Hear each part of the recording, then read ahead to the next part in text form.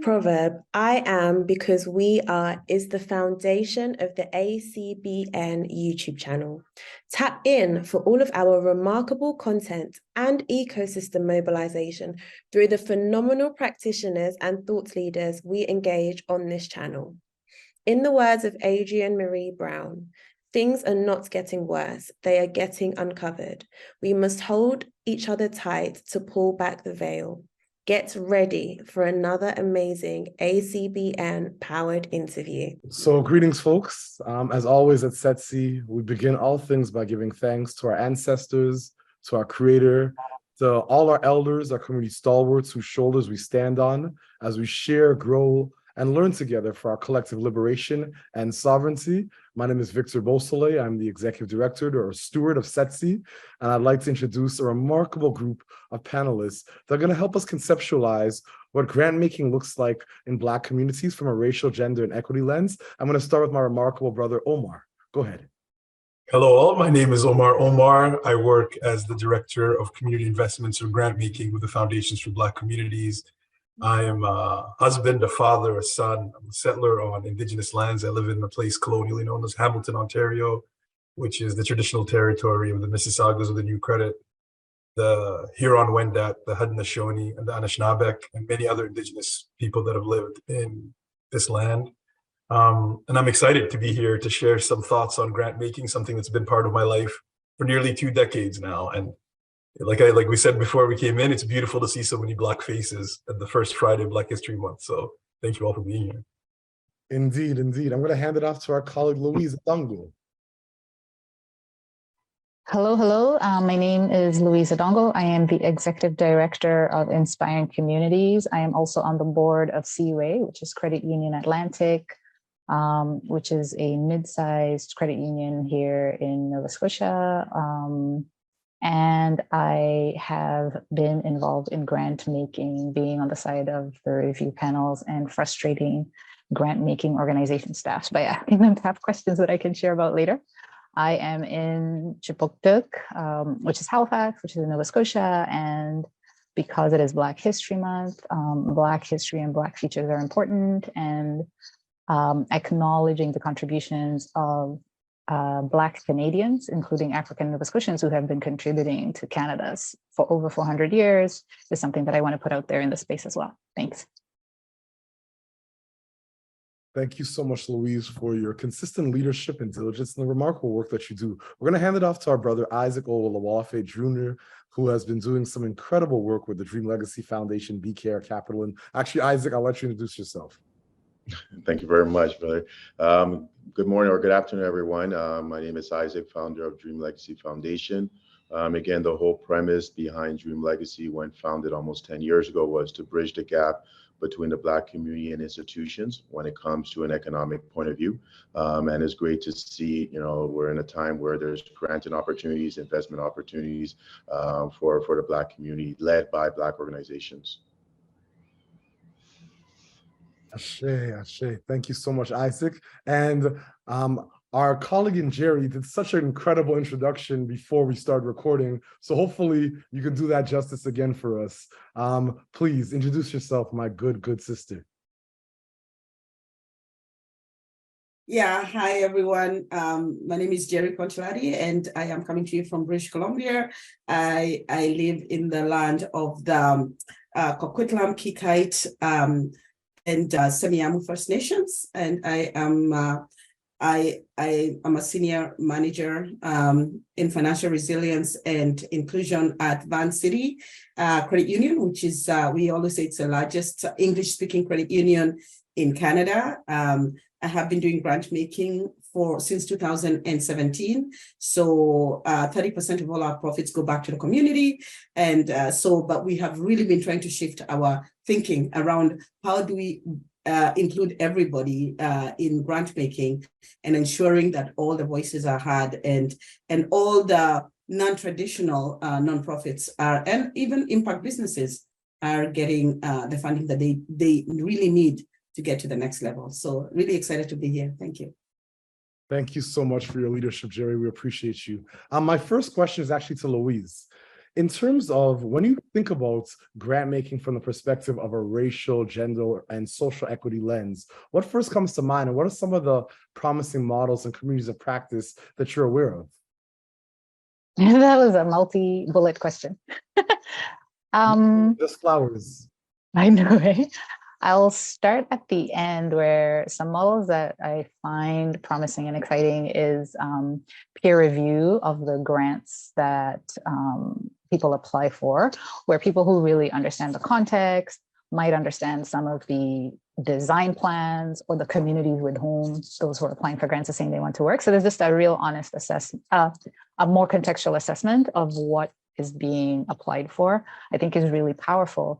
And I think it's powerful for two reasons. I think it's powerful because you definitely want context, expertise, but I think it's also powerful because it really shifts this mindset around objectivity and like kind of a distance and a separation of having the quality of that versus this quality of context. And I think it really forces a consideration of what is conflict of interest and what does that mean, especially where Black and racialized communities, there's few of us, and then depending on the context that you're working in, there's fewer and fewer of you. And so if you introduce conflict, then it essentially just distances people from each other who are working closer together. Then going back to what you had said before is, I think that one of the things that I hope I would like to see that would become a more promising practice is some of what Jerry had talked about around financial resilience, is really this understanding of why we need to consider other budget lines and other budget categories that you wouldn't consider if you were talking to people who are the majority, who have had structural benefits and privilege. So that, for example, you need to build in more readiness, more engagement, more wraparound supports that are indirect to what the grant is that is being applied for. And for anyone who is wondering, that's usually the place where I am in arguments with grant makers, is because I'm like, you're actually citing it this way, but for this group to succeed in this, you need to throw in a bit more because here's the hurdle that has to be overcome in order to achieve the outcomes that you're saying you want to achieve. And it's not a unfairness, it's actually more inclusive and more fair. And so I'll pass it on to other people to talk. Thanks. No, those are remarkable, actionable insights. Thank you for your leadership. Omar, that same question, what comes to mind? What is at the top of mind in terms of basically implementing models and frameworks that are equitable, that create a dynamic where no Canadian is left behind, to create a sense of belonging and a racial, social, and gender equity lens in grant-making practice? Wow, that is really a big question, and I certainly agree with Louise's point around the lenses that make those decisions are really important. But you know, I think like understanding the dynamics in grant making is pretty simple, pretty straightforward. Like I usually use an analogy to say, imagine you're walking down the street and somebody asks you for $10. In that moment, you can understand all the dynamics of going to grant making. You wonder, well, what are you going to do with this $10? How do I know you're not going to spend it? What's going to be the outcome of me giving you this? Should I give it to you or should I do something else with it? All of those dynamics are very human dynamics. So I think in order to understand the challenges of the grant making, you have to understand the dynamics from a human perspective. Risk assessment, how is that happening? Impact measurement, like how do I know what this $10 is going to do something worthwhile? How is that happening? And power, who's making that decision? And I think it's those three elements that have to be investigated in grant making in order to make equitable and just grant making.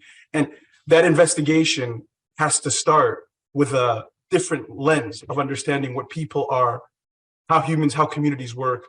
And this is where I think African modalities, Black lenses, Black frameworks, to community development, to building strength amongst people can really be useful. So in order to create equitable grant making practices, my answer would be you have to investigate power, risk, impact measurement, risk assessment and due diligence and impact measurement. And you have to do so with modalities that are different than the current modalities and frameworks that exist. in order for those methodologies to work for Black communities have to author those systems themselves. The lens of we have to build up Black communities in order to function better in the existing systems is one solution, is one answer. But another answer is we have to challenge the existing systems themselves because they have never been proven. And a lot of those systems and frameworks that we use, especially for risk assessment and due diligence, are actually developed to keep Black communities out of wealth. That is how you know that those systems are working. So in the investigation of those three elements of grant making, which are based, I think, in very universal human impulses, we have to do so allowing ourselves to think more broadly than just how do we make Black people better fit in the current system. We also have to think about how do we make Black people authors of systems that are more functional than these. So that'll be my answer. Remarkable, as always, my friend. I appreciate your leadership and diligence. I give thanks. Jerry, we're going to hand it off to you. At Vancity, you alluded earlier to some remarkable work that you've done. I think you went from a certain amount of money to a much larger sum of money in terms of your community investment department, and you had a remarkable process. Love for you to share some of those details. Yeah, so last year was a remarkable year, which unfortunately is not going to be this year. I don't know. Well, we all know economic circumstances that brought us here. But last year, we had this opportunity to really not just look at an application, but go much, much deeper. Because sometimes, especially when you have racialized folks who've never done this before, they really are not as sophisticated in putting together an application. So what we would do is if we'd see an application that we had so many questions, we'd just pick up the phone and just have a conversation. And that was enough for us to make a decision instead of making them go back and forth and really making it onerous on them. What we really looked at was who is leading this organization, because, it's always been, you have all these white-led organizations that decide, oh, we're working with racialized people, we're working with Black people, or we're working with Indigenous. So we really looked at the leadership, and if there was no racialized person within that leadership, and you're saying you're doing work with racialized people, we would first of all just not even kind of move forward. We'd have a conversation with them and ask, how would you, why do you not have that in your leadership? So that was a question we asked a lot. So we did use a lot of trust-based philanthropy. When you talked about risk, it was at a place where we would give money and say, you know what, if we lose it, then that's fine. But at least we've given people a chance. And what we find is when you give people a chance, people really ensure that they use that money with the intended purpose. We did a lot of that, of people who had no history, and they were pretty new, but we knew them in community, for example, or we would really do our due diligence, and we were really ready to fund. So we did not have this cookie cutter approach to funding.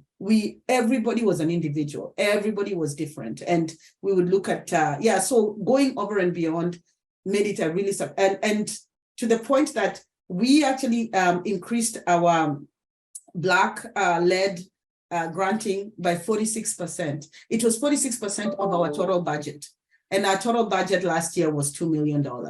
So that was something that I've seen the impact of it. There's one or two we may not see, we may not actually have any impact, but out of the others that we give a chance and we're seeing that, it was definitely worthwhile for us. Thank you so much for all those actionable insights and your brilliance as always, Jerry. I'm going to hand it off to our colleague, Isaac Oluwalafe. You've been doing some remarkable work, not just at BKR Capital in the VC space, but also at the Dream Legacy Foundation and with your remarkable colleague, the Executive Director, Nellifer. I'd love to hear your perspective on navigating systems, but especially looking at grant making from, once again, a racial, gender, and social equity lens. Yeah, absolutely, and great comments by the panelists. It's even for me, it's great to see the work that's being done by each individual, and this is why it's such a great time and opportunity for the Black community as a whole, because we're part of institutions, Vancity, we're part of organizations, we're part of government, and we're bringing different perspective. It's hard to change a system if we're not within that system of those institutions. First off, it's hard to change a system if institutions aren't willing to change it, right? And then we need representations within those institutions so that they could help in changing those systems alongside the allies that are part of those institutions. And that's what we're seeing in this current last couple of years. And that's why we're seeing some economic changes within our community. But when you look at the work that Dream Legacy is doing, like what we decided to do is tackle changes and issues in industries that we're familiar with, whether it's the entrepreneurship industries, whether it's tech and innovation industry, whether it's skilled trades industry, construction, infrastructure. We saw those gaps through our private sector entities, and we said, let's create an organization that's able to go into those gaps, but coming in from a different lens. Because when you're trying to make changes within a system and industries, you got to come in from a different lens. You can't take a private sector lens in making those changes. So that's why we launched Dream Legacy Foundation, and we've been fortunate to be given the opportunity to help in making those changes alongside great organizations that we collaborate with. And those changes, sometimes when you see what the gaps are, require granting. It can't just be, and require investments. Van City, we thank them for being part of even BKR's LPs, because when we're making change, you need risk dollars. And I think one of our panelists talk about assessing those risks, but sometimes you got to take calculated risk for those changes to happen faster and without a burden of a loan while making those changes. So it's great to see that there's granting opportunities at the table, but I think it's presenting why those type of structures required, especially for an underrepresented community like the Black community that's trying to make strides today and not tomorrow, right? So granting is a key component to that. Absolutely. There's a lot of challenges that we face: systemic barriers, structural racism, anti-Black racism, exclusion of Indigenous communities, the fact that women in matrilineal, matriarchal models that govern many of our Indigenous communities are not put at the forefront in terms of the allocation of resources. When I think about these concepts, I think about just decolonized approaches to grant making. So my next question is to you, Louise. In terms of the concept of a decolonized approach to grant making, what does that look like to you? Is it a bottleneck? Is it an entity flowing dollars to one entity that subsequently flows to other? Like, what does a decolonized approach look like to you when it comes to grant making? Man, I don't even know where to start with answering your question, right? Because why do we need grants? Right? If we're in decolonized approach, why do we need grants? What are the ways in which the system has created gaps and let communities down historically for generations, to the point where grants and grant making is how we're closing those gaps if we're successful in getting those grants. But as I don't know if this was, I thought this was the question that you were going to answer, but this was the answer I was going to give no matter what question you asked me. I think that, so one of the things that I have asked endlessly is, when you apply to the current model of grants, because you can't break the model at the same time, is there's not even this checkbox that says, hey, do you want us, the person who is asking you to apply for grants, to connect you with other people who have applied to something similar to what you are saying you want to do, or something that is related that you should connect to together? So even that would be one stage of decolonizing, although I think that's information sharing. But really just shifting from this single organization, single purpose, single thing, element of design to more holistic, what are we trying to do here?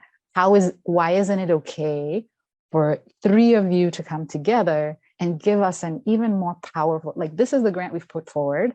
You come with over and above that thing, because it might actually be better for us, whatever the organization is that has the money, to fund this more robust collective contributory effort that you have put forward than this minuscule siloed approach to fragmented grant funding distribution. But really also just interrogating, why do we need grants in the first place? And I don't know if we're going to get to social finance in this conversation, so I'm just going to put a plug in around it, that is some of what I find challenging with the social finance. The way that I've interpreted the narrative is we need to make this sector, we need to monetize or capitalize on for many different reasons, including cost savings to government, when some things are actually supposed to cost money. Some services are actually supposed to cost money. So that, I guess that's what I would say, is that there's many possibilities. I've granularly given the examples I would give. I'll let the other amazing panelists share more. No, that's so helpful, and definitely there's no rules in terms of what we can talk about, but I have seen innovation happening over the past couple of years. Like when I think about the investment readiness program and the innovative approaches they've looked at in terms of not just reporting, but onboarding communities that have been left out for a very long time. I can speak for the IRP, I can't speak for the entire model, but I can say that I'm seeing shift in government because they're actually seeing and acknowledging and hearing the voices that were traditionally excluded and on the margins. So thank you so much for all those actionable insights and your brilliance as always, Louise. My next question is going to go to Omar, and it's a very similar question. We're talking about decolonization. We're talking about the fact that we live on colonial lands. And we're talking about the fact that a lot of nations under colonial rule were built on stolen land and free labor.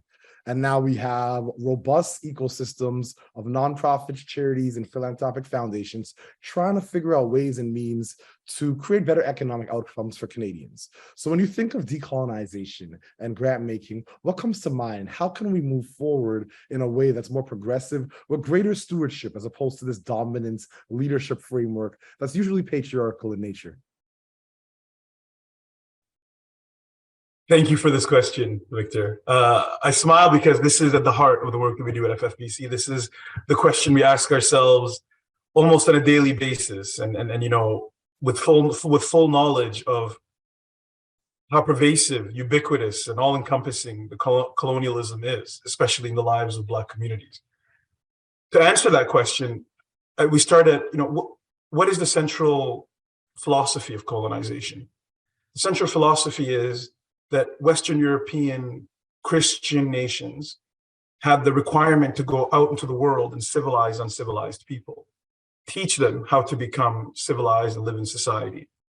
So for us, a critical component of doing work in a decolonial way is to say, we're not here to learn. We are equal participants in system authorship. We are equal teachers.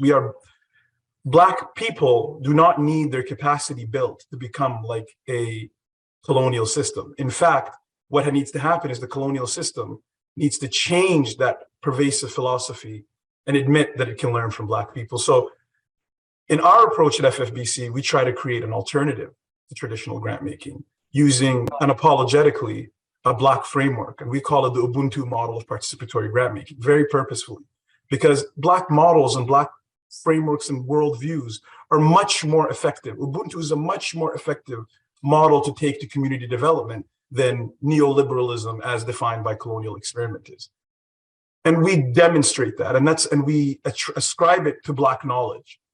And we demand in Canada that there be systems alternatives written by Black people, just as Canada accepts system alternatives written by Quebecois, the Quebec French people. Just as Canada accepts that there is alternative, the Quebecois people are worthy of writing systems, and those systems are of equal value to the colonial systems, that they don't have to teach them how to become more colonial, they can share. We have to stand alongside our Indigenous brothers and sisters and say, we too can write systems, we too are systems authors, we too can create alternatives that work for Black people. And by insisting that we can teach and we're not here to be civilized, I think the work inherently becomes anti-colonial. So that's my answer to that. Ashe, thank you so much for your leadership and brilliance. As always, my brother, for those who don't know, Ubuntu is a term, a Bantu term that means I am because we are. Thank you, my brother. I appreciate you. We're going to move on to our incredible colleague, Jerry. While working as almost an entrepreneur within Van City, I don't want to date you, so I'll let you say how long you've been there. Yeah. While working within this institution, you've had to go through a series of processes, not just to decolonize approaches to this work, but more importantly, you've had to find ways and means to actually advance how you did grant making. So you alluded to and you spoke to creating less onerous administrative processes for very distinct groups and vulnerable distinct groups. You've spoken to consulting processes, but I'd love for you to share a little bit, if you're able to, and be a little more vulnerable in terms of how your institution was able to navigate that tension, primarily because we have lots of folks inside this room that represent institutions, and many of them are internal champions. But I saw the sophistication, the grace that you were able to navigate those tensions between leadership, governance bodies, fiduciary responsibility, risk, and the community, and I thought it was just remarkable. Wow, thank you. Yes, it's been a journey. It's been a real journey. And for us to be where we are now, I think has been like something it's been progressing. I mean, I'm just going to put this in the chat. This is we changed our application form. I think that was the biggest deal. We changed our application form. And what we did, we ensured that we want to embed reconciliation, racial equity into the way we were, so that people can actually, when you read our application, you see yourself in that application. Because we said we encourage Black, Indigenous, and then we list what it is that we are looking for. And that really made people confident to be able to apply for granting. But to get us here, I think, again, we know it's since 2020, people's thinking has shifted quite a bit, even the language, because language is so important. And so being able to see yourself in a process as a Black nonprofit or a Black business owner has really been, I think that has, or even an Indigenous one or a racialized, has really been what has been able to make people more confident in being able to apply. And knowing that, because we've called it out in our application, this application used to be a 12-page application, talk about decolonizing, and now it's a 2-page application. So really ensuring that, again, we are not giving the burden to the grantees, that the burden is actually ours to do our job. They can give us the information, but the burden is ours to do our job. So yeah, I think I hope I've answered the question, but it's been a very gradual, like I've seen, because there was a time we could only we would not even move further when you did not tick the box we wanted. But now we stopped ticking boxes and we are actually just doing something a little bit different. Victor, do you mind if I pipe up for a follow-up? Yeah, absolutely. I'm curious how much you can share in the limited time, some of that back end. Like, I really appreciate what Isaac said before about where we are in institutions and why that matters. That's part of what I'm curious about is, how does Jerry walk into Van City and say, we need to do this, we're doing this, I have a plan. Yeah. Maybe I'll just give one example of we have three, like when, we have three groups. In BC, we don't have a lot of Black people. Let's start with that. But we have three groups that are leading the work around Black entrepreneurs. So we have Black Business BC, Black Entrepreneurship BC, and we have another organization called the Collective Bunch. So we've been trying to have a loan product because I know FACE got funding, but that funding is actually not enough for all the entrepreneurs we have across the country. So I looked at that and I said, there's a gap here. We have these organizations that have all these amazing Black businesses, but those businesses are not able to, they're actually not able to get the funding, for one thing, because most of them just want up to $10,000, while FACE starts from $10,000 and up. A lot of people just need $5,000 to get them going. So I worked together with our team and we put together a business case where we showed the benefits and why this is so important. And we now have what we call a Black entrepreneurship program. We're not calling it a loan program. It's a program where we funded these 3 organizations. We gave them some capacity building funding, so that what they do is they do the pre-work. So they work with an entrepreneur, help them, get their business plan, really help them with that pre-work so that they're able to apply for a loan. But you can do that anytime. You can walk into a branch and open a loan. What really makes you successful is the post-work. The post-work where now you've got the loan. Guess what? I'm just going to work with you, do some marketing, taxes, all these wraparound services that you never really get when you get a loan. You're really on your own. So we've actually paid. I try to do it as a multi-year so that we know we are stable for the next 3 years. But anyway, we give them quite a bit of funding and they were able to hire people to do this work with entrepreneurs. They were able to build the capacity of the entrepreneurs and of the organization themselves. So, and we have seen a huge uptake. We had over 46 applications come in, and we have a microfinance program that is the one that we are supporting them to get the funding through. But we have seen a huge uptick. And then also internally, we are working with our teams and saying, you can't look at this application like a regular application. You have to have a different lens, take the time. So so that's just a little bit, but it comes because there's that mindset too in the organization. They want to do something, they don't know what to do.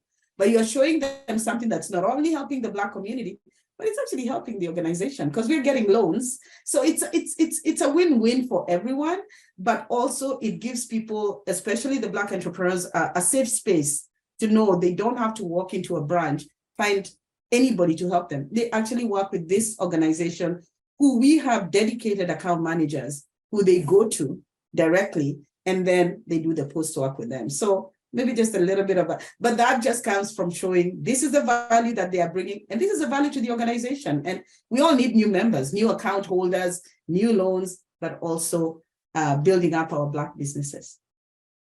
Absolutely. That's absolutely remarkable. Thank you so much, Jerry. Louise, were there any follow-ups specifically around that? Okay, incredible. I'm going to hand it off to our colleague, Isaac Olawalafe. My brother, in terms of the Black Entrepreneurship Knowledge Hub, that was a grueling process that you had to go through, but you prevailed. And that process taught me a lot. When I look at the work that SETC is doing right now around this, we have an initiative we call NICE, the National Intermediary Innovation Case Study. And what we've identified is there you have the Supporting Black Canadian Communities Initiative of 4 intermediaries. You have the Social Finance Fund with 3 intermediaries. You have the Community Service Recovery Fund with 3 intermediaries. You had, remember, the Loan Fund with FACE with intermediaries. You have the Black Entrepreneurship Knowledge Hub with 3 intermediaries. And if anyone watched the news today, you know what's going on with the Black-led Endowment Fund. Right now, there is almost a bit of a crisis in terms of how resources are allocated to intermediaries and wholesalers, and how we can create processes that are competitive, but processes that also do not create a sense of tribalism and do not create a sense of contention within communities. And I think of this because my wife and I were watching a movie last night called The Outlaw King, and it's about Robert Bruce and all these Scottish tribes trying to navigate a colonial framework.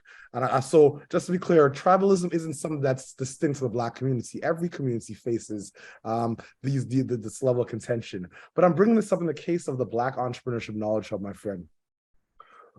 What were some of the pain points in terms of going through that process? Because I've seen the remarkable results once you were selected and once community rallied around you as a selected party. Yeah, no, thank you very much. And, first off, thank you to all the communities, hundreds across all the leaders of different organizations across Canada that rallied behind Dream Legacy Foundation, hundreds of them. Thank you to the private sectors, to the different institutions, municipalities, et cetera. And I think the biggest thing there was really understanding one thing, collaboration.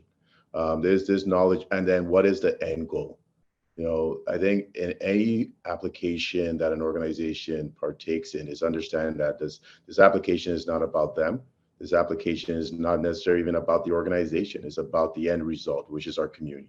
and saying that if you have the opportunity to have that baton, understand that is to pass it on to another organization, pass it on to another group, or collaborate together while you're holding the baton. And that's always been our strategy at Dream Legacy, and that's why I think we're always able to collaborate with different organizations for sectors that we understand. This was Knowledge Hub research for entrepreneurship. For 15 years, I've been battling in different industries that predominantly we don't see ourselves in. And while battling in those industries, I made it a point to shed light on what it takes to enter those industries, and also win in those industries, not guard any information. And now, fortunately enough, I've been granted the opportunity alongside other organizations, alongside institutions, because you can't scale without institutions. And we've known that for the last 10 plus years.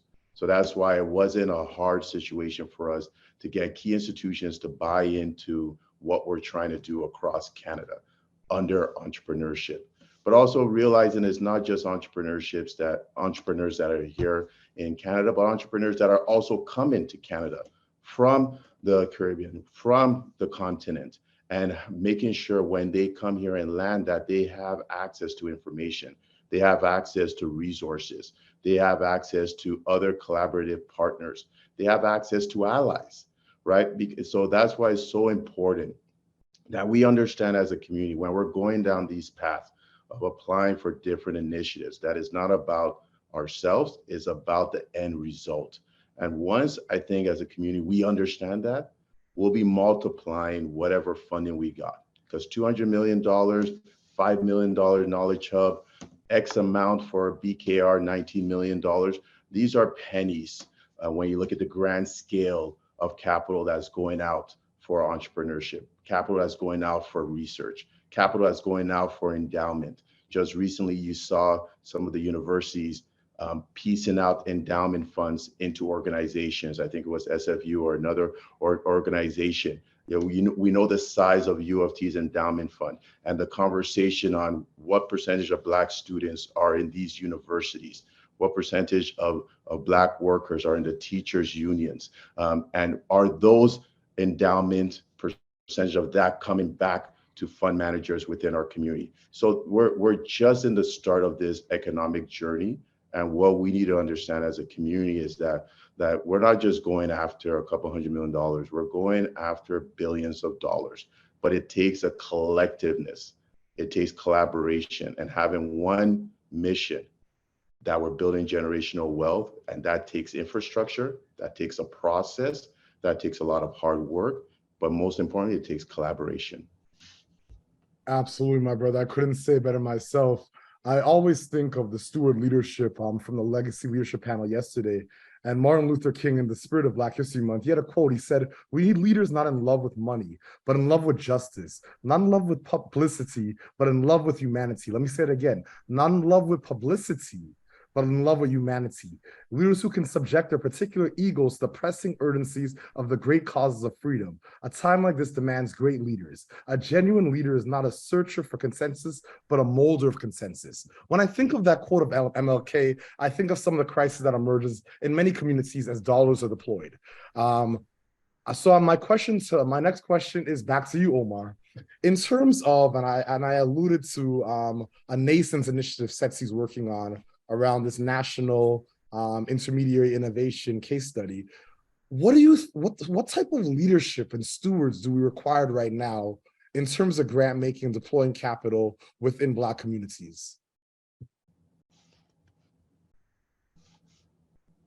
Wow, what a question. I think the short answer is we need many leaders.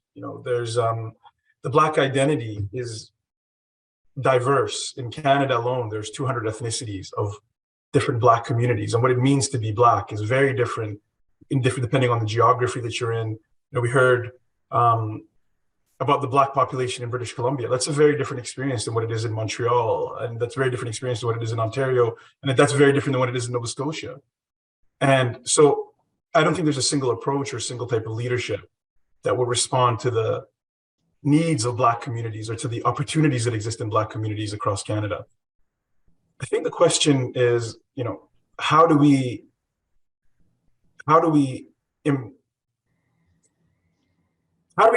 pivot away from what the system wants us to do and download the power away from ourselves into those Black communities themselves? How do we empower those communities that live in those multiple realities to become the decision makers in the process, to become the designers in the process? And we need leaders, I think, who are, at least some of the leaders have to be thinking in that way, because I think it's helpful, to what Louise was saying. No organization, none of us here will be experts in the experiences and conditions of Black communities and opportunities that exist in Black communities across Canada. None of us will. But those communities that exist in those realities, those people that engage with those communities are experts. So how do we give them the power? How do we shift from the colonial system that tells us power should be vested in the most worthy, to African modalities and other modalities that tell us, no, we should all share power, and the health of the least powerful person and the health of the most powerful person are inextricably interlinked.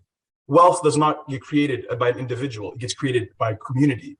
Wealth then should not be decided by an individual or by any type of organization. It should be decided by the community. So I think we need many leaders of many perspectives. But some of those leaders at least have to think about how to empower Black communities more broadly, to speak for themselves and not have avatars or representatives. And we also, I think, need to question the very paradigms with which we approach the work. Some of my colleagues at FFBC, we've spoken in the past about a post-colonial writer named Frantz Fanon, who wrote some very influential books about the Black experience after the official end of colonization in Africa. And one of the key insights that he had was one of the legacies of colonization is that you start to envision success and accomplishment by your proximity to that colonized you, and in that way perpetuate your own oppression. And I thought that, and I think that's a very insightful lens to look at it. And as we think about creating systems, and as we think about creating philanthropic institutions, and as Isaac said, as Black people become more and more represented in consequential institutions, I think that lens has to be there. I think we have to think, well, success as I understand it, what develops that? What shaped that? Why is it that I think this is the right way to do things? Why do I think this is what success looks like in philanthropy? And how does that perpetuate the oppression of the Black communities that I'm of? And the final thing that I would say in terms of what type of leaders do we need is leaders that understand the Sankofa principle, both looking backwards and looking ahead, understanding and basing our knowledge not in what Black communities are missing or how can we help them or improve them, but basing our imagining and our designing and our strategizing in the knowledge that everybody in this room is here not because the system understood our ancestors or our parents. Everybody in this room is better because our ancestors were better than the hurdles presented by those systems. They came up with solutions more innovative than the system could challenge them. And those solutions are invisible. They're invisible. And it's up to us to make them visible. So, we have to be based in that knowledge, and we have to be proud in the fact that our being here is in itself evidence of the capacity of Black communities. So many leaders, some of the leaders that consider how do we empower Black communities, and you have to take a lens which questions your very construct of what success and progress and achievement means. And that's what I would say. So beautifully said, my brother. I appreciate you and I honor your passion, your conviction, and your incredible insights. Thank you, my brother. My father always taught me that power attracts the worst and corrupts the best. And I've been conceptualizing leadership since a young man and trying to become a better steward as opposed to leadership. So my next question is to Louise, specifically around your leadership role as a young Black woman, executive director in Atlantic, Canada, of I don't even believe a Black-led, Black-mandated, Black-serving organization. In terms of grant making, there's these terms that we use around conscious and unconscious bias, and these play out in many different ways. But I'd love to hear from you some insights from your social location and your lived experience. So is the question you're asking me how conscious bias and unconscious bias plays out in grant making from my social location? Okay. So as a leader in an organization that is not Black-led, Black mandated, Black serving, in a context where growing up, I really appreciate, by the way, this feels like a church service, which is weird because it's a grant making panel, but like how Black is that our grant making and our spirituality and our wholeness as peoples is connected. And I was really touched. I was listening to you, Omar, because I was thinking of my parents, my grandparents, just like generationally, what wealth and movement of financials in the context of wellness looks like. And it just, took the conversation very different from where it was for me. So I would say some of what I've experienced as conscious bias, I think we've talked about already, which is what is being proposed cannot work unless somebody else who has done it better or the expert is alongside. And I've been really encouraged to hear Jerry talk about moving from X number of page application to a shorter application to a phone call. Like, oh my goodness, phone calls are for everybody. Appreciated the report that came out in 2020 about how little money was being spent in Black communities when we know, I remember going to the webinars about that, where some people are getting hundreds of $1,000s from like writing in the elevator, and then some other people are being subjected to 50 page. So there's this conscious and maybe for some unconscious bias of that there's already a diversion and a privileging of who and how and what gets funded.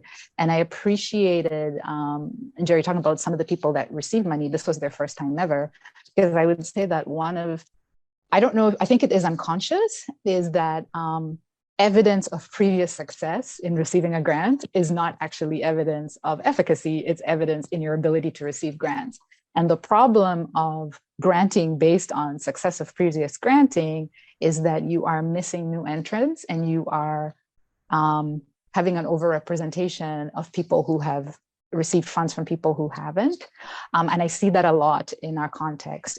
In my social location, in my organization, so we are in an intermediary in a social context, not in a grant making context, but we have found in our programming that we need to do seed grants and honoraria in a very different way than we ever did.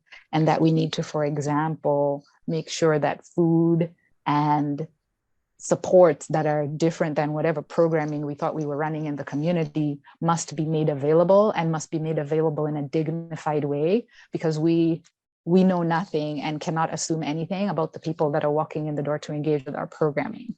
And we have, through our own conscious and unconscious bias and being willing to step into this place where we call each other in with it. So our vision is centering equity and systems transformation in Atlantic Canada. We really are stepping in that space of, did we apply for enough money because we need honoraria? Being willing to push back when we apply for grants and are told, no, we don't fund honoraria. We're like, well, then how are we going to run this program? Because how are people supposed to participate if we're not compensating their time, their travel, their childcare, et cetera, et cetera? And yes, this honoraria has more zeros than you would think it should have, because how many zeros do you need to be able to not do what is your livelihood to do something?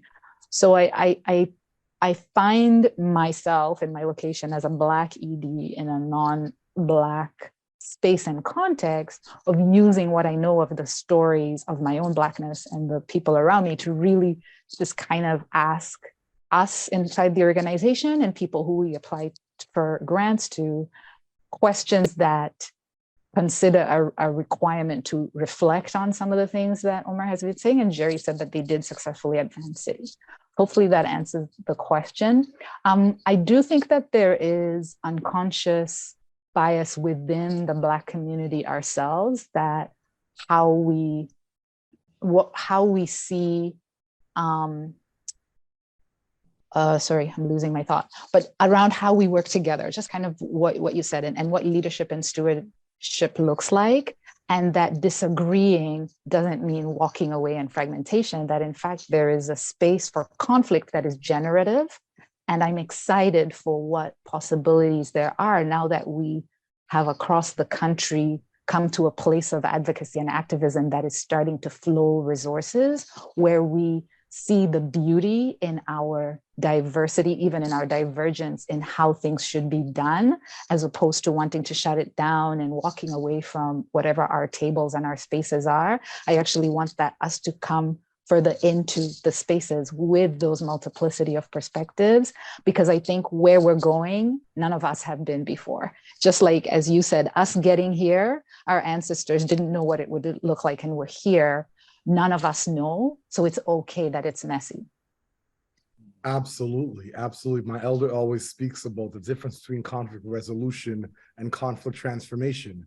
And we definitely need transformative processes to be able to venture into these new frontiers that, like you said, our ancestors would not have even dreamed or imagined we'd be having these conversations or be in these positions to influence the futures of our communities collectively. So thank you so much, Louise, for all those insights, for your vulnerability, and all that you shared. I'm going to shift gears a little bit for Isaac, specifically because of the word land has been used a few times. We talked about grant making. So when we think about institutions like CMHC, and when we think about the intersectionality around land access and grant making, there's folks in the social purpose real estate ecosystem that are looking at the need for land access. And you've been doing some remarkable work in that space for over a decade. I don't want to date you because a brother looks young and you are young.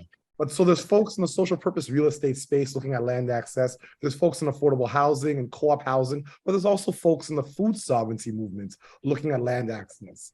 And when I can reach out to my colleagues in the private sector and philanthropic sector, I hear things like folks in the philanthropic sector being outbid 3-1 by folks in the private sector. And these are folks in the philanthropy that are trying to purchase land for public use. So with that being said, Brother Isaac, what are your thoughts around this, my friend? Yeah, no, well, again, housing, I think, is the next biggest piece that as a community we really need to double down on.